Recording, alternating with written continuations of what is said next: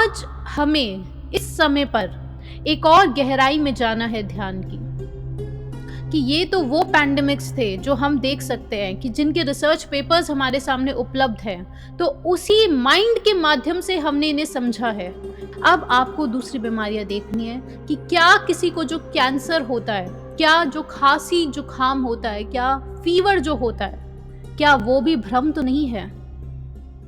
आपको इस डेप्थ में अब आपको जाना है कि जितनी भी बीमारियां असलियत में एग्जिस्ट करती हैं, अभी सुनने में ये स्टेटमेंट है अंदर नहीं उतर रहा है, क्योंकि हमें आदत नहीं है, हम ये पहली बार सुन रहे हैं, पहली बार में जल्दी से समझ नहीं आता। लेकिन एक बार आपको अपनी ईगो साइड में रखनी है और तब इस सेंटेंस को समझना है कि जितनी भी बीमारियां एग्जिस्ट करती हैं वो हमारे माइंड की ही देन होती है। और इसको समझने के लिए कुछ उदाहरण हम समझाएंगे कि कैसे हम बोल रहे हैं कि ये जितनी भी बीमारियां हैं, आपको खांसी जुकाम हुआ है, अगर आपको फीवर हुआ है, वो भी आपकी माइंड की ही देन है, कैंसर हुआ है वो भी माइंड की ही देन है। अब आप देखिए, 5G टावर से बहुत ज़्यादा कैंसरस है, 5G कार्सिनोजेनिक है, जैसे कि IARC ने बोला है। ये सारे रिसर्च पेपर्स हमने देखे कि 5G कैंसरस है, लेकिन उसका सोल्यूशन क्या है? उसका सोल्यूशन ही ध्यान है, उसका सोल्यूशन ही मेडिटेशन है।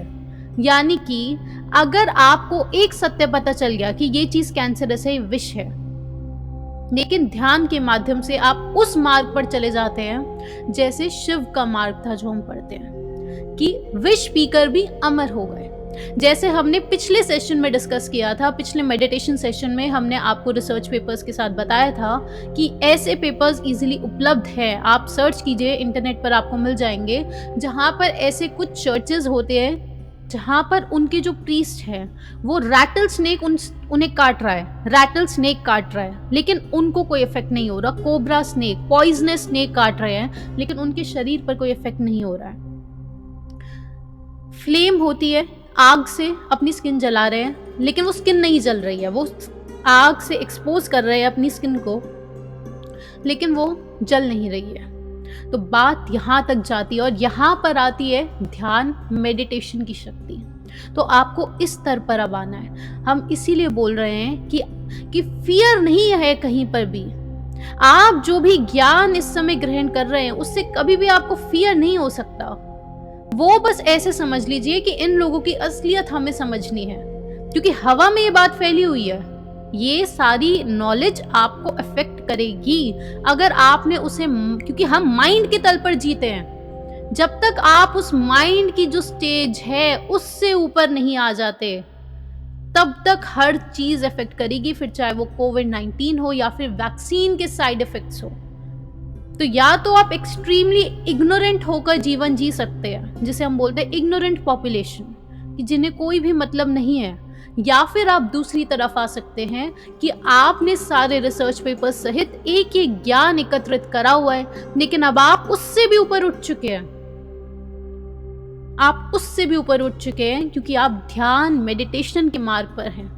तो आप विष भी पी लेंगे, आपके सामने 5G टावर भी आ जाएगा, लेकिन आपकी धुरी, आपकी एक्सेस इस प्रकार से होगी कि आप उसका भी सॉल्यूशन निकाल लेंगे।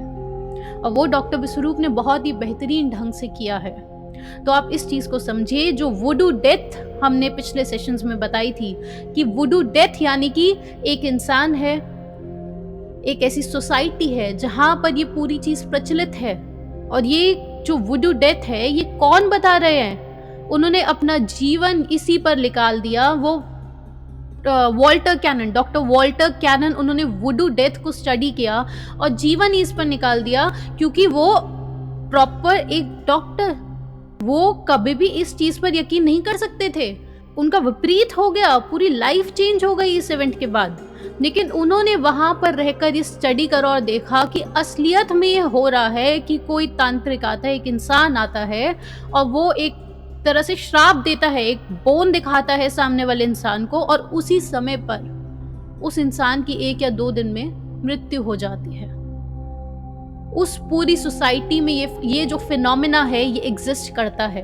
अब इससे आप लिंक कीजिए, यही वुडू डेथ है, यही कोविड-19 है, यही स्मॉल पॉक्स है, और यही चिकन पॉक्स है, और यही कैंसर है। हर चीज के पीछे वो जो माइंड है, आप उस तल पर आए। वो माइंड हमारा वो बीमारियां क्रिएट करता है। जेनेटिक डिसऑर्डर्स, उसका हम अलग से समझाएंगे। ये प्रश्न भी आया होगा मन में, उसके लिए अलग विज्ञान है, लेकिन उसकी शुरुआत भी यहीं से होती है। ये जो फियर है, इससे पार जब आप निकल जाएंगे, और इससे पार निकलने के लिए कुछ बेसिक्स होते हैं जो हमें करने होते हैं। वो बेसिक्स ये हैं कि आप क्योंकि माइंड पर जी रहे हैं, माइंड के तल पर हम लोग जीते हैं, तो पहले रिसर्च पेपर्स और ये सब स्टडी करके माइंड को तोड़ दीजिए, और उसके बाद उस रिलैक्सेशन की स्टेट पर आना होता है जहाँ पे आप अपने फियर्स को देख सकते हैं। बहुत ही ध्यान की स्टेट है, यही ध्यान की स्टेट है जहाँ पर आप रुक कर अपने एक एक फियर को देख सकते हैं। आप देख पाएंगे कि वो कौन से मोमेंट्स हैं जिनमें आप फीवर आपके शरीर पकड़ लेता है। वो कुछ मोमेंट्स होते हैं, क्योंकि वायरस, बैक्टीरिया, इनसे हम लोग बने हैं, इनसे हम हर समय घिरे हुए हैं। ऐसा कैसे संभव है कि अचानक से एक पर्टिकुलर वायरस से कुछ ही लोग बीमार हो जाते हैं और कुछ लोग नहीं होते हैं?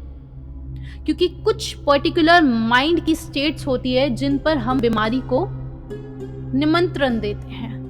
वो कौन सी स्टेट्स होती है? उन स्टेट्स को आप ऐसे समझ लीजिए कि अगर आपके सामने कोई शेर है, और आप अब समझिए कि एक इंसान है, उसके सामने शेर आ गया है, तो आपके शरीर के दो सिस्टम्स है। एक है आपका सर्वाइवल सिस्टम, जिसे फाइट फ्लाइट मोड बोलते हैं, सर्वाइवल वाला, और दूसरा है इम्यूनिटी, इम्यून सिस्टम। अब इम्यून सिस्टम का काम है कि जितनी भी बैड बैक्टीरिया है उसे मारना है, और सर्वाइवल बोल रहा है कि सर्वाइव करो। तो अब कौन सा सिस्टम एक्टिव होगा, सर्वाइवल वाला या फिर इम्यून सिस्टम एक्टिव होगा? इम्यून सिस्टम बोलेगा, भाई अगर शेर ने तुझे खा लिया, इंसान, हे भले मानुष, अगर तुझे शेर ने खा लिया इस समय, तो ये बैड बैक्टीरिया तेरी झंझट नहीं रहेगी, वो तो फिर शेर की झंझट। तो जा पहले अपने शरीर को बचाना तू। तो यहां से इस समय पर immune system deactivated, immune system बंद हो जाता है, और आपका जो सर्वाइवल मोड है वो एक्टिवेट हो जाता है। और इस समय पर अगर आप अपने आसपास देखते हैं, आप तो ध्यान करते हैं, लेकिन जो लोग ध्यान नहीं कर रहे हैं, जो मेडिटेशन नहीं कर रहे हैं, हर समय अलग अलग फियर्स में जी रहे हैं, उनका यही वाला जो सिस्टम होता है, कौन सा सिस्टम, सर्वाइवल मोड, वो एक्टिवेटेड है, तो उनका इम्यूनिटी लो रहती है। ये एक स्टेट बताई है, ऐसी सैकड़ों स्टेजेस हैं, और वो आप बहुत ही बारीकी से अपने इस शरीर में ऑब्जर्व कर सकते हैं कि जिस समय पर आपने स्ट्रेस लिया है, क्या उसी समय पर आप किसी बीमारी को निमंत्रण दे रहे हैं? जो लोग एक्सरसाइज करते हैं वो उसमें ऑब्जर्व कीजिए कि एक पर्टिकुलर स्टेज होती है जहाँ पे आप बहुत ज़्यादा थक चुके होते हैं। बहुत सारे एथलीट्स हैं, बहुत सारे ऐसे लोग होते हैं जो ये चीज़ ऑब्जर्व कर पाते हैं कि एक पर्टिकुलर स्टेज के बाद जब वो पुश कर रहे हैं तो उनका शरीर वो बीमारी अपने अंदर ले लेता है। वो स्टेट्स आपको ऑब्जर्व करनी है, और ये जो स्टेट्स आप ऑब्जर्व कर रहे हैं, इसी को बोलते हैं कि आपका खुद का जो ज्ञान है वो यहाँ से बनता है। उस ज्ञान को आपको बटोरना है, और ये इस स्थिति तक जाता है कि आयुर्वेद, अब आते हैं अगली स्टेज पर, कि आयुर्वेद, हम आयुर्वेदिक दवाई लेते हैं, हम नेचुरोपैथी लेते हैं, ठीक जैसे डॉक्टर विश्वरूप ने बताया कि आप प्रॉपर वेजिटेरियन डाइट ले रहे हैं। ध्यान से सुनिएगा, एकदम बिना किसी ईगो के आप इस बात को समझिए, बहुत ही गहरी बात है ये, कि आप DIP डाइट लेकर एकदम ट्रीट हो सकते हैं। लेकिन वहीं दूसरी तरफ जॉर्डन पीटरसन की जो बेटी है, मिखेल पीटरसन शायद उनका नाम है, उनकी टेड टॉक्स, ऑल्दो उनकी टेड टॉक्स को पब्लिश नहीं किया गया था, लेकिन उन्होंने खुद के चैनल पर अपनी टेड टॉक्स को डाला, और जॉर्डन पीटरसन भी उनकी इस डाइट को बहुत सपोर्ट करते हैं। उनकी डाइट का नाम है कार्निवोरस डाइट। वो बोलती हैं कि वो बचपन से बहुत ज़्यादा भीषण रूप से बीमार थी, और उन्होंने एक अलग प्रकार की डाइट से अपनी सारी बीमारियां ठीक कर दी, और वो डाइट है कार्निवोरस डाइट। और उस डाइट में वो क्या ले रही हैं, वो डाइट में ले रही हैं बीफ, और वो बोल रही हैं कि प्लांट्स और वेजीज भी बिल्कुल कट कर देनी है। इतना करना है कि सॉल्ट, प्लांट्स, वेजीज, इनको बिल्कुल कट कर देना है, सिर्फ बीफ लेनी है। अब ये बात अगर हम YouTube पर बताते हैं तो अलग अलग प्रकार से लोग सुनते हैं, क्योंकि आधी बात समझते हैं, क्योंकि धीरज नहीं है, पेशेंस नहीं है पहले तो सुनने की। वो पेशेंस और साथ में वो स्ट्रेंथ होती है कि आप कितनी देर तक उसी एक्टिवेटेड माइंड से कितनी बात सुन पाते हैं। तो ये जो चीज है, कार्निवोरस डाइट से भी लोग ट्रीट हो रहे हैं, डॉक्टर विश्वरूप की DIP डाइट से भी लोग ठीक हो रहे हैं। बात आती है माइंडसेट। दूसरा, घी।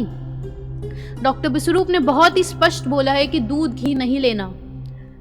राजीव दीक्षित जी को अब आप देखिए, उन्होंने घी लेने को बोला है। आधे से ज्यादा बीमारियां वो बोलते कि घी होना चाहिए उसमें।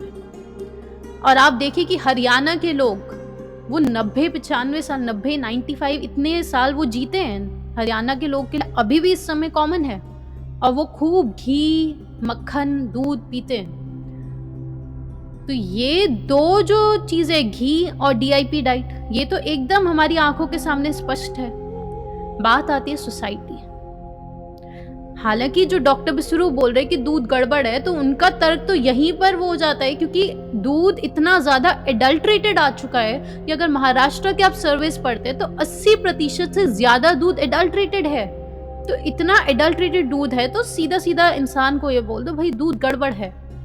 तो यहाँ पर आप देख सकते हैं कि ये 3 प्रकार की सोसाइटीज हैं, वहां पर उनका माइंडसेट आ जाता है। मिखेल पीटरसन रहती है, वो जो सोसाइटी है वहां पर नॉनवेज को गंदा नहीं माना जा रहा। कनाडा में, भारत में एक प्रचलन है, चाहे यहाँ पर भी मुस्लिम लोग रहते हैं, लेकिन फिर भी नॉनवेज को बहुत गलत माना जाता है। तो यहाँ पर नॉनवेज वाली जो कार्निवोरस डाइट है वो एक्ट करे, इसका मतलब आप सोसाइटी से ऊपर उठ जा रहे हैं। अब यहाँ पर बहुत सारी चीजें है कि कॉमन सेंस बोलेगा नॉनवेज तो बिल्कुल गड़बड़ है, बहुत सारी चीजें आ जाती है, लेकिन आप इस चीज को समझे कि किसी भी दवाई में, किसी भी डाइट में, क्या सोल्यूशन उस डाइट में है? क्या सोल्यूशन उस घी में है? क्या सोल्यूशन उस पर्टिकुलर आयुर्वेदिक की जो जड़ी बूटी है उसमें सोल्यूशन है? सोल्यूशन है कि आपने कितना ध्यान लगाया है, उस चीज पर आप कितना ध्यान लगा चुके हैं। एक किताब है श्याम सर्जरी, जिसमें वो बताते हैं कि आप एलोपैथिक जो दवाई है उससे भी उससे जो लोग ट्रीट होते हैं, उसका रिजल्ट इस चीज पे डिपेंड करता है कि कितनी बारी पेशेंट दवाई ले रहे हैं, नंबर ऑफ टाइम्स, कितना ध्यान आपने उस दवाई पर लगाया। इसलिए जब एलोपैथिक दवाई दी जाती है वो दिन में 3 बार बोला जाता है। ये भी एक बहुत बड़ा कारण है। ऑल्दो अलग अलग कारण है, उनकी दवाई 2 घंटे से ज्यादा काम करती नहीं है। तो आप ये चीज समझे कि इंटेंसिटी, कि कितना ध्यान आप उस बीमारी पर लगा पा रहे हैं उसको सही करने के लिए, वहां से सोल्यूशन आता है, वो ही ध्यान है। और जब आप मेडिटेटिव स्टेट्स में होता है, जब आप उस रिलैक्सेशन की स्टेट्स में होते हैं, तब आप उस बीमारी को अपने उस एनर्जी बॉडी में एंटर करते हुए फील कर पाते हैं, उसे महसूस कर पाते हैं।